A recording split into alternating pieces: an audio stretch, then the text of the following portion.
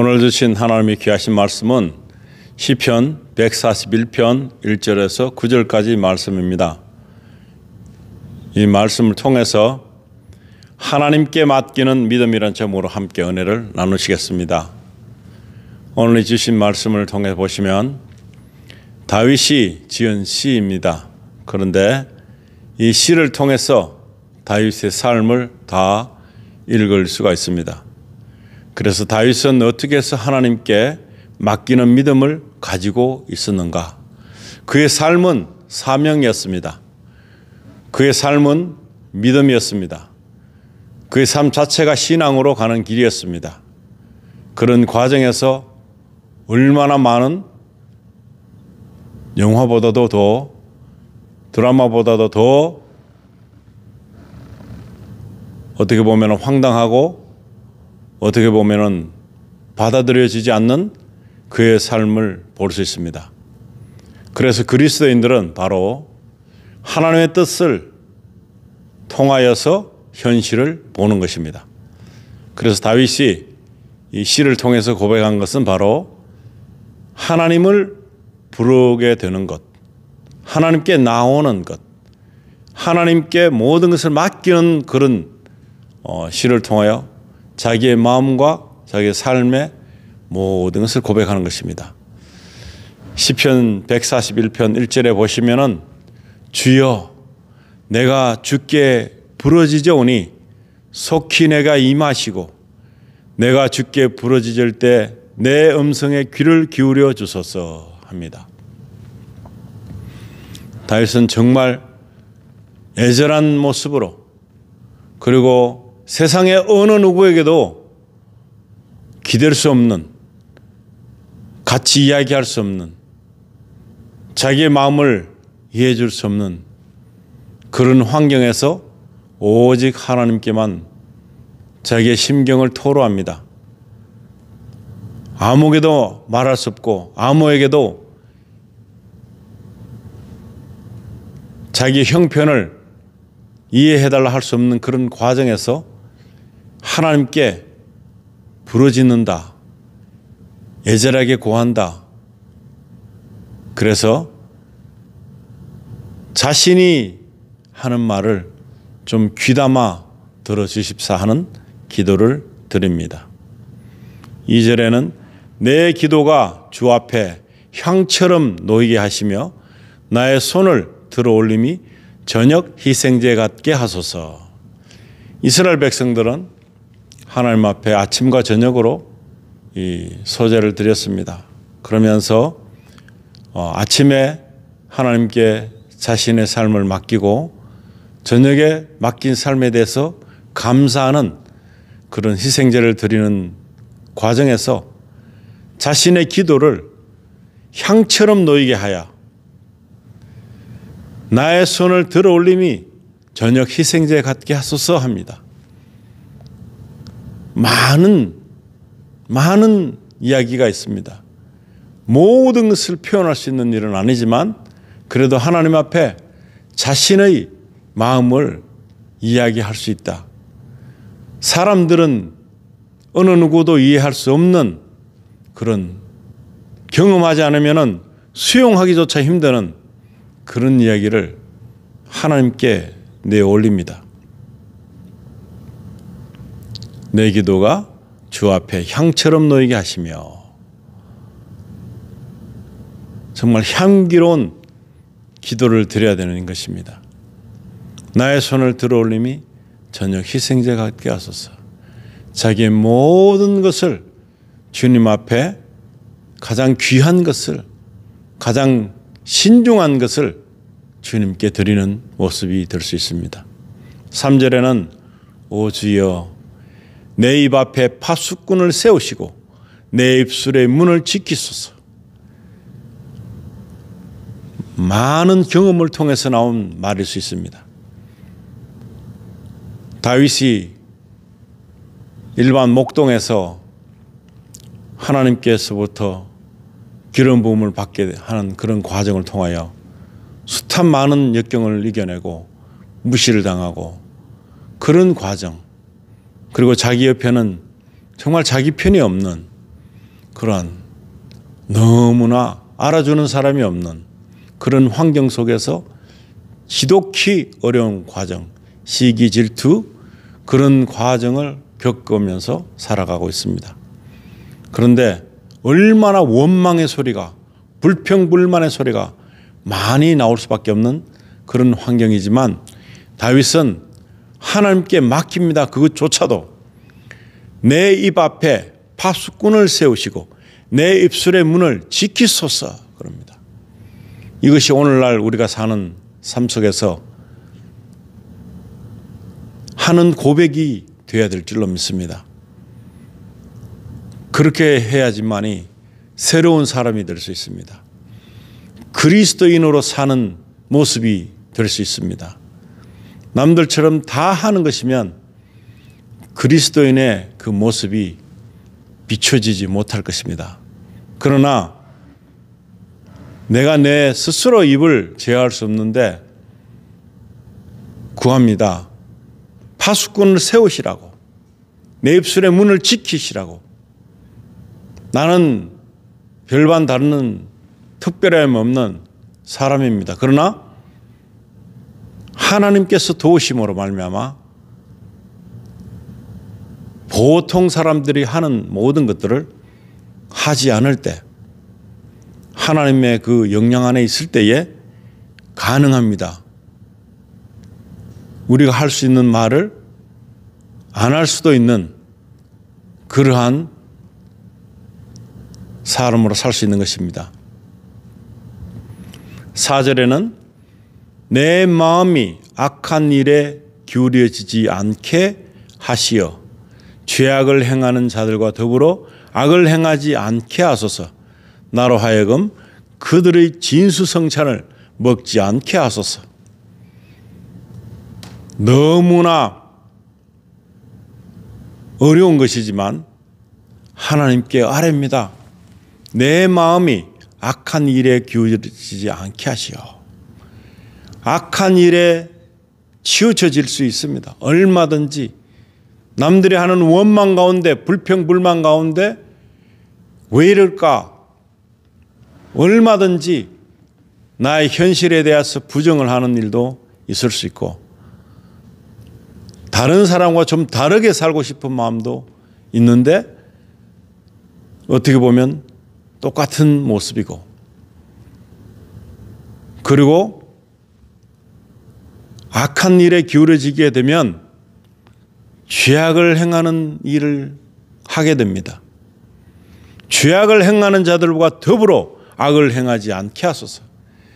그들에게 같이 동조하지 않기를 원하는 마음이 여기에서 나오는 것입니다. 모든 것은 악이 아닙니다. 그러나 악은 너무 쉽게 할 수 있는 것입니다. 그것은 인간의 본능이기 때문에 그렇습니다. 그래서 쉽게 악한 일에 기울어지게 되고, 그리고 죄악을 행하는 자들과 더불어 악을 행하는 그런 일이 무수히 많이 생길 수 있습니다. 그러다 보면 악도 성취욕이 있죠. 그래서 악한 것을 해서 무슨 죄악을 만들어 놓으면 기뻐지는 수도 있습니다. 악을 행해서 나쁜 일을 해서 그것의 성취욕을 가지고 기뻐하는 일이 있을 수 있습니다. 그러나 다윗은 나로 하여금 그들의 진수성찬을 먹지 않게 하소서. 그들이 성과라고 이뤄놓은 것에 대해서 같이 동조하고 싶은 마음이 하나도 없다는 말을 하고 있습니다. 그런데 악을 행해도 나는 정당방위라고 생각한다면 그 악한 사람을 대신해서 내가 악을 도로 행했기 때문에 정당방위가 된다고 믿는 사람들이 많습니다. 많은 사람들이 나쁜 일을 하고 있는데 그 나쁜 일을 막는 것인데 선하게 막지 않고 악한 것으로 막아서 나쁜 일보다 더 나쁜 일을 하고도 기뻐하는 사람들이 많습니다. 그런 것을 자축하는 자리에 내가 있어서는 안 되겠다는 것입니다. 하나님을 모르는 사람들은 너무나 쉽게 이렇게 넘어가고 있는 것입니다. 악한 것을 열매로 먹는 일이 많이 생길 수 있습니다. 그것이 하나님이 해주신 일이라고 생각하고 오히려 기뻐하는 사람들도 들어 있습니다. 5절에 보시면은 의인으로 나를 치게 하소서. 그것이 친절이더이다. 그로 나를 책망케 하소서. 그것이 내 머리를 상하지 않게 하는 좋은 기름이 되리니 이는 그들의 재난 중에도 내 기도가 여전히 있음이니이다. 복잡한 이야기입니다. 그러나 여기서 보면 다윗이 악한 일을 했습니다. 알면서도 바세바를 취한 일과 여러 가지 일들이 있습니다. 그의 선한 일은 무엇입니까? 자기 장인 사울이 자기를 죽이려고 몇 번이고 그를 죽음으로 몰아가는, 그래서 도망하는 그 와중에 얼마든지 공격할 수 있는 그런 여건이 주어졌어도 다윗은 하나님께서 만들어 주시기를 원하지 자기 스스로가 그 일을 하지 않습니다. 그리고 다윗의 군대는 어땠습니까? 이것이 기회다. 하나님이 주신 기회다. 그렇게 받아들여서 사울을 처리하려고 했는데 다윗은 그러지 않습니다. 그것을 기회로 보지 않습니다.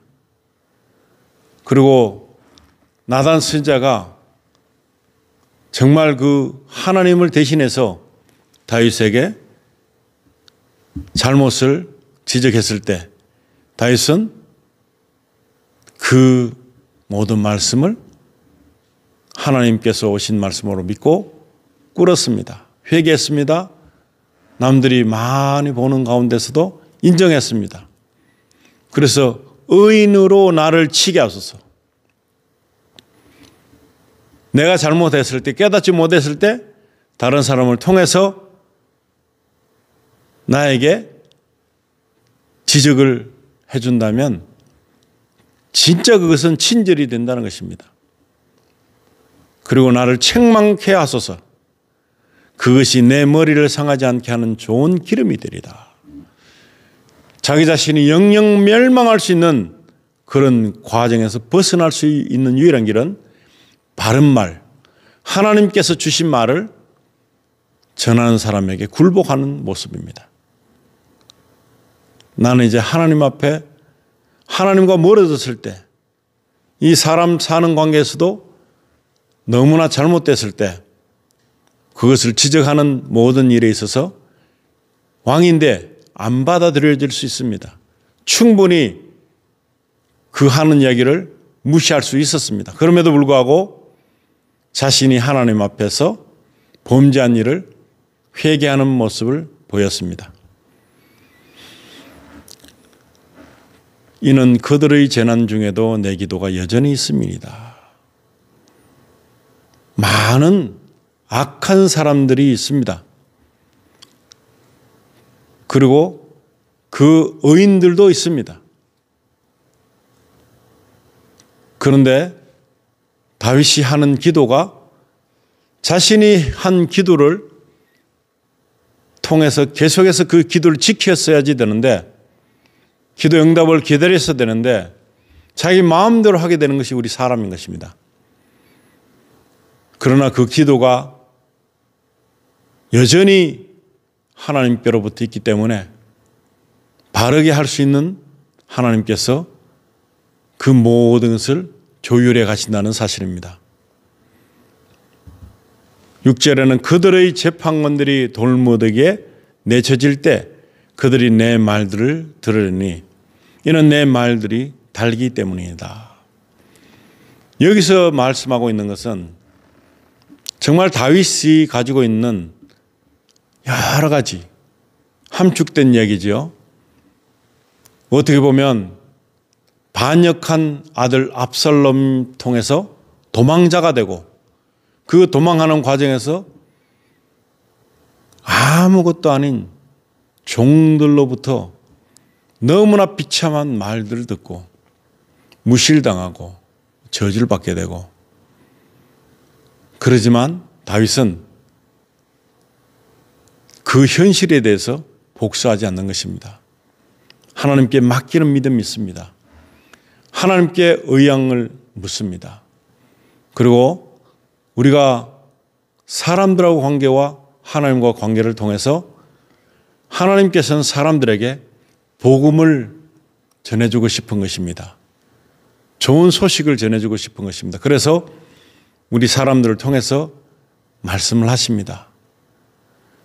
그래서 하나님께서 제3자를 통해서 제4자를 통해서 우리뿐만 아니고 악인에게도 의인이 아닌 사람들에게도 그렇기 때문에 하나님의 그 인자심이 지속적으로 된다는 사실입니다. 예수님이 이 땅에 계시다가 부활하셔서 천국에 계십니다. 그러나 그러고서 이제 끝이다. 우리 사람들에게로부터 손을 떼신 게 아닙니다. 손을 놓으신 게 아닙니다. 지속적으로 우리 한 개인을 도우고 계시며 하나님의 그 섭리 안에 들어오길 원하고 계시다는 것입니다. 7절에 사람이 땅 위의 나무를 꺾고 쪼개는 것처럼 우리의 뼈들이 음부의 입구에 흩어졌으나 다윗은 실감할 것입니다. 이 말씀을 하면서 너무나 비참한 사람으로서는 할 수 없는 인생 드라마의 막장 같은 일들이 그의 삶에서 일어났습니다. 너무나 큰, 너무나 부끄러운 일들이 수도 없이 일어났습니다. 그랬을 때 그 마음속에는 나의 뼈들이 음부 입구에 흩어졌으나 이건 뭐 비참하기 짝이 없어서 이제는 더 이상 답이 없는 방도가 없는 그러한 너무나 비참한 가운데서 사람이 땅 위의 나무를 꺾고 쪼개는 것처럼 우리의 뼈들이 음부 입구에 흩어졌으나 8절은 오 주 하나님이여 내 눈이 주께 있고 나의 신뢰도 주께 있으니 내 혼을 빈곤한 곳에 버려두지 마소서 합니다. 참으로 구할 것을 구하는 것입니다. 육신과 정신과 마음은 망신 차이가 됐습니다. 더 이상 어디 가서 내가 다윗이요 나 하나님 믿는 사람이요 할 수 없는 지경에 있는 그러한 엄청난 모순된 사람, 죄인인 사람이 된 것입니다. 그러나 내 눈이 주께 있고 나의 신뢰도 주께 있다 하는 것입니다. 주를 바라보는 것입니다. 이 연약함을 어찌할꼬 나의 이 올바르지 못함을 어찌할꼬 나의 죄성을 어찌할꼬 그러나 내 혼을 빈곤한 곳에 버려두지 마소서. 참으로 귀한 구할 것을 구하는 것입니다. 이 비천한 존재를 비천한 곳에 두지 말고 나를 구원해 주소서 하는 것입니다. 9절 마지막 절에는 나를 잡으려고 쳐놓은 올무들과 죄악을 행하는 자들의 덫들에서 나를 지켜주소서. 아멘. 얼마든지 우리 믿는 사람들을 괴롭히는 악한 존재들을 의식할 때 우리는 언제든지 올무에 빠질 수 있습니다. 얼마든지 덫에 걸려들 수 있습니다. 걸려들지 않는 사람들, 거기에 제외된 사람들은 그들과 같은 편입니다. 그러나 올바르게 믿으려고 하고 하나님만 바라보고 하나님께 의뢰하는 모든 믿는 자 의인들에게 이 악한 존재들은 덫을 치지요, 올무를 놓지요. 그래서 하나님을 올바로 바라볼 수 없도록 하나님을 온전히 품을 수 없도록 엄청난 어려움을 제공하는 것입니다. 그래도 올무에서 벗어나야 되고 덫에서 풀려나야 되는 것입니다. 그렇게 온전하게 풀어주시는 분이 바로 예수 그리스도십니다. 예수 그리스도께서 오늘 이 어려운 사건, 힘든 나의 인생, 현실, 모르시고 계시는 것이 아니라는 것입니다. 그렇기 때문에 우리를 안위함으로 인도하실 것입니다.